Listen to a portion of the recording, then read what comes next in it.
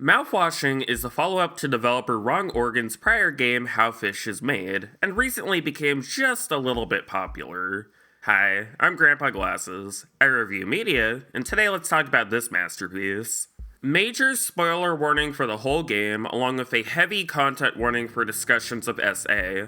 The game is 2 hours long, so if you find anything I say interesting, I recommend checking it out if you haven't already and are in a good headspace to do so. Mouthwashing is generally best described as an adventure game with heavy horror elements, in which the narrative plays out non-linearly between events before and after the ship is made to forcibly crash into an asteroid en route to make delivery. Events before the crash take place through Curly, the ship captain's perspective, and events after take place through Jimmy, the co-pilot's perspective, due to Curly suffering extreme injuries. Other members of the crew include the mechanic Swansea and his intern Daisuke, and the medic Anya, all of whom are trapped from the ship's hull being breached, with foam cutting off access to many sections of the ship. The game takes heavy influence from a lot of horror media, in particular Alien, The Shining, and Silent Hill, but blends these together in order to create something that feels, to me, wholly new. What also draws notice from folks is the game's usage of PSX-style graphics. This has been a bit of a cultural movement for a moment in the indie sphere, which was brought on from a combination of nostalgia, budgetary restrictions, and the drive to bring back certain design philosophies that have mostly been discarded in the mainstream. It's this tangible embracing of imperfection and flaws, which to me makes a lot of horror more effective, and combine that with stellar writing and you have the recipe for some truly transformative art. Now, I could go ahead and give a beat-by-beat plot summary, but I feel in this instance it wouldn't be particularly useful to do so. While I don't find mouthwashing to be difficult to understand, many elements are deliberately left to implication and not directly shown, with some of the more horrific elements being relegated to surrealist visuals and sequences that are filtered directly from Jimmy's perspective. So instead, let's tackle the horse in the room. Why is the game presenting things in this way? Why have two viewpoints of the same ship? What is the narrative trying to say with this? Well, consistently, the story keeps going back to the idea of taking responsibility, and is using that to thread together very harsh critiques of exploitation under capitalism and rape culture. The most straightforward read of the narrative is to say that Jimmy is the villain, and on a pure mechanical level, this is definitely true. The game goes to great lengths to show his perspective and the layers of rot that have poisoned his mind. Now, while I'll go to great lengths to show how disgusting a person I find him to be later, it's important to bear in mind that the only reason Jimmy is able to get away with so many of the things he does is because he's allowed to do so by the systems at play and the people around him who are willing to ignore his many flaws. The primary reason the game is split between Jimmy and Curly is to demonstrate how taking responsibility can be impossible on both a personal and systemic level if you materially benefit from not doing so. Curly is ostensibly a good captain with a nice track record and apparently cares about his crew, and yet when confronted with the reality that his longtime friend had sexually assaulted Anya, he does nothing. This inaction on his part is something that is ingrained into him on multiple levels. Despite Pony Express by all metrics being a terrible company to work for who regularly exploits their workers, Curly still feels some sense of pride by having control, despite that control clearly being an illusion. It's noted directly how a lot of labor of freighter companies has been replaced with automation, with no protection for any workers after a company folds or chooses to let go of their workforce. And yet, despite clearly knowing his job won't last, he still goes out of his way to undermine Anya and treat her as if she's a danger to herself, using a paternal concern to mask how little he genuinely cares for her. He would much rather be buddy-buddy with the guy who tells him directly he is going to kill everyone on the ship to cover up the assault, rather than actually do something that undermines the ladder he's built his entire career on. The irony of Curly suffering his injuries is that he is still essentially fulfilling the same role on the ship.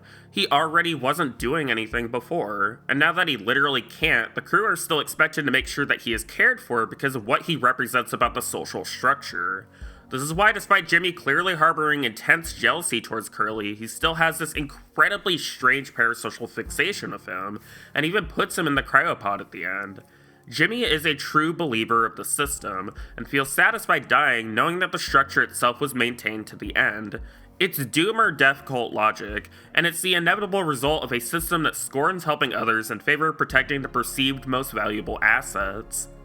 It's hard to put into words my disgust when playing these sequences in Jimmy's perspective. Like, even acknowledging the ways in which the corporation he's working for is bad, Jimmy just sucks. He only cares for other people in abstract, materialist ways. He lashes out when faced with the slightest criticism, and all of his attempts to help only serve to try to assuage the guilt he feels over causing the situation to begin with.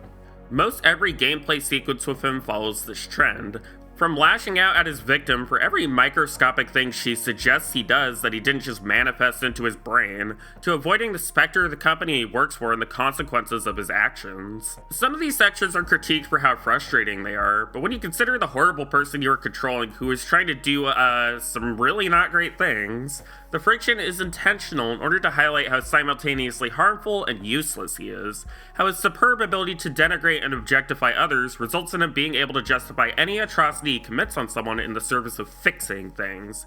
He's fucking pathetic, and I've seen far too many people like him in my life. I brought this up when I was discussing PT, but in Denise Whiten's essay, Familicide, Gender, and Mental Illness, she makes a note that there is a false dualism constructed around men who commit familicide, where the focus is either on psychological pain from the individual or patriarchal power informed by systems.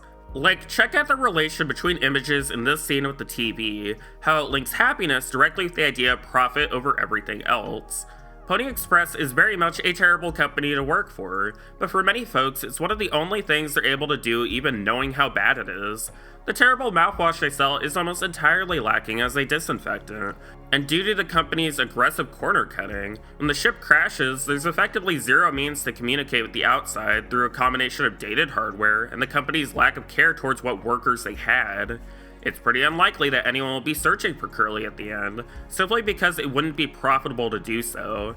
Despite his years of diligent service, Curly's yes-men qualities and adherence to policy mean literally nothing. What makes this tragic is that nobody in the narrative itself fully understands the problem with the system, instead blaming things on individual actors or their own perceived personal failings. When asked in an interview, the main writer for Mouthwashing, Johanna Kasiranen, said that the intention of the phrase, "I hope this hurts," that occasionally shows up, was that the medium is the message, which is her referring to an expression coined by Marshall McLuhan, which proposes that the form in which a message is conveyed is also the message. In this instance, the medium of video games and its characteristics shapes its conveyed message and the specifics of how it manifests. So when I Hope This Hurts shows up, the intention is that the experience of playing the game should hopefully hurt emotionally due to its raw subject matter. While it's certainly possible to contextualize this narratively as perhaps something Jimmy thought as he committed to killing everyone, I would argue this is much more directed at the player, since, after all, this game exists for you to experience. Nowhere does this hurt manifest for me more than with Anya. Anya, along with the rest of the crew, is primarily a victim of circumstances, and as the only woman on the crew, is subject to extreme derision and objectification by the people around her, who either see her as someone to rescue, a personification of consequence, or as literally nothing. It's no coincidence that the characters who are the least morally gray, Swansea and Daisuke, are also the only ones who showed the most amount of concern for Anya, although ultimately both of them failed to help her in any significant way. However, a very easy thing to misunderstand about the game is to read Anya as only a helpless victim who exists to facilitate the character development of the men around her. While I think this is at least understandable on a surface level due to the narrative framing, I disagree ultimately, and I think reading her this way is missing the larger picture, dead pixel included. First, if we want to talk just narrative agency, Anya consistently is taking actions that she is able despite the attempts from both Curly and Jimmy to stop her. She tells Curly and Swansea about what Jimmy did to her, she successfully hides the gun from Jimmy up until her death, she correctly notes the mouthwash can't be used as a disinfectant, and, darkly, she is the one who takes care of it before Jimmy is able to. Anya, like the other characters, and in many cases in real life, is trapped in a capitalist structure which dictates her autonomy, but it's only really her and Swansea who are able to recognize this and come to some form of peace before the end. In Swansea's case, the point being made is that he felt bliss from having control of Finn's substance abuse, because he was the one doing it to himself. He felt he had autonomy over his body as he drank, and he lost that autonomy to conform to a system which encouraged a good job, a wife, 2.5 kids, and so on. This is not the writers literally saying that alcoholism is good, so much as poking at how easily people can fall into narratives about their own lives that deep down they may not even truly believe. Unlike Jimmy, who uses alcohol to take agency and autonomy away from his victims via date rape drugs, Swansea, in a roundabout way, uses alcohol to have honesty with himself and admit that he never wanted to live up to an ideal he didn't create. I honestly find this to be a rather beautiful message, and it's the type of approach and subject matter which can only really be done in a hypothetical horror scenario. In real life, it'd absolutely be devastating for someone to slip back into alcoholism to cope with their reality, but in fiction, this idea can be used to reveal new aspects to consider. Anya, in a similar, dark, roundabout way, is able to come to her own sense of closure and peace outside of what Jimmy did to her. The reality of the situation is that nobody was ever going to be rescued. The Pony Express was out of business, and they certainly weren't going to waste whatever money they had on a rescue mission for crew members they clearly thought were disposable.